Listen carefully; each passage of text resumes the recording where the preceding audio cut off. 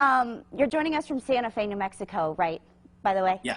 So a couple weeks ago, I'm pretty sure you were still in Santa Fe, and my cat went missing, and I reached out to you. She'd been missing for 6 days. It was very unlike her. She's an indoor cat, and finally one night I decided to reach out to you, and less than an hour later after getting your response, I found her in my neighbor's garage, because you told me to look basically in my neighbor's garage. Right. So thank you, by the way, and I just think that it was definitely something that changed my life, and I want you to be able to change others and kind of talk to people about how you do that. And more so than that, you're a medium, and you also help with energy, correct? Yes, absolutely. So can you kind of just tell people what you do? Yeah, so, I'm a professional psychic medium and spiritual teacher, and I think the basis of my work is just energy. It's dealing with energy in one way or another and trying to make sense of that energy. And I think one of the most important things about energy is just raising your energy and having a higher vibrational state. So people feeling overwhelmed and low on positive energy, my goodness, it can really go down fast. Once it kind of goes in that downward spiral, it can be really hard to get back up into a positive state. So what spiritual tools and practices do you recommend to clients which kind of help bring their energy back into balance?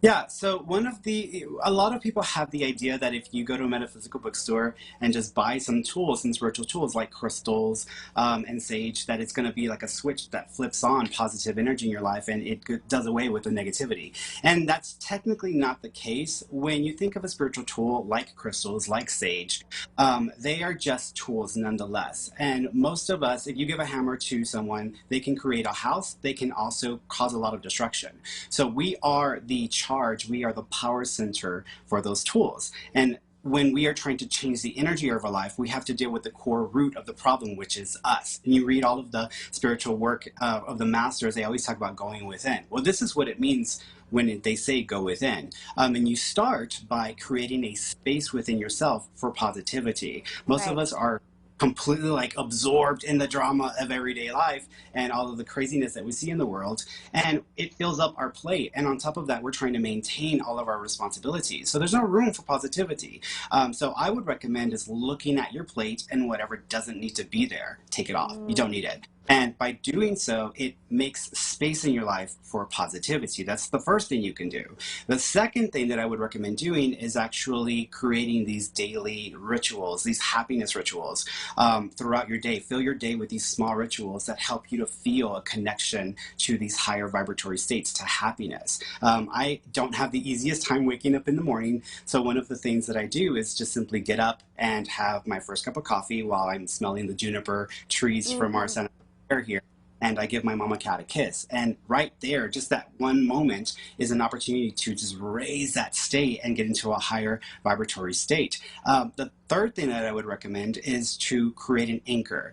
I grew up in a household where it was not very stable. My mother was a schizophrenic, so we were moving around a lot, and we were tossed around with different family members, and we didn't have a constant. If you're lucky enough to have a person as a constant in your life, that's great, but for those of us that don't have a constant, create one. Use it as an anchor, kind of like a ship out in the middle of the ocean where the waves are thrashing in the middle of the storm. Drop anchor and give yourself something to base your energy around. So for myself, I go walking every single day. And no matter what has happened in that day, whether I've had a positive day or I've had a crappy day, that walk is going to help me to connect with nature, which is high vibe.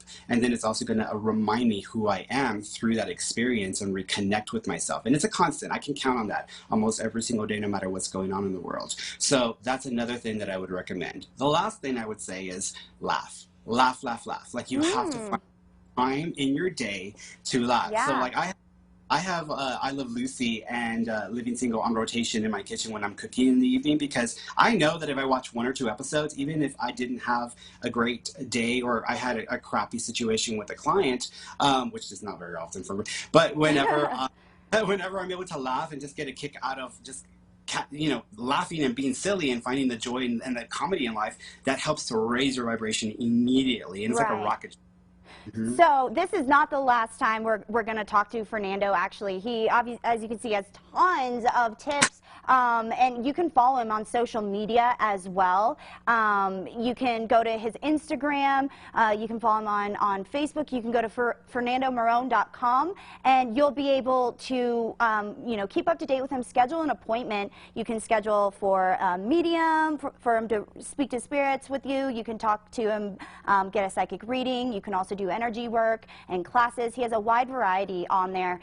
So make sure that you contact him, give him a follow, and we'll be talking to him here again in a couple weeks probably. But thank you so much, Fernando. I really appreciate you. Absolutely. Absolutely. My pleasure. It was such a joy meeting with you. Thank you so much.